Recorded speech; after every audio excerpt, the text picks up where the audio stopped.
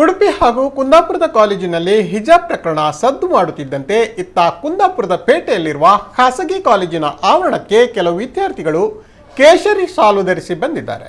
ನಂತರ ಕಾಲೇಜ್ ಬಳಿ ವಿದ್ಯಾರ್ಥಿಗಳು ಜೈ ಶ್ರೀರಾಮ್ ಘೋಷಣೆಯನ್ನು ಕೂಡ ಕೂಗಿದ್ದಾರೆ. ಈ ವೇಳೆ ಕೇಸರಿ ಶಾಲು ಧರಿಸಿ ಬಂದವರಿಗೆ ಕಾಲೇಜಿನೊಳಗೆ ಅವಕಾಶ ನೀಡಲಿಲ್ಲ ಎಂದು ತಿಳಿದು ಬಂದಿದೆ.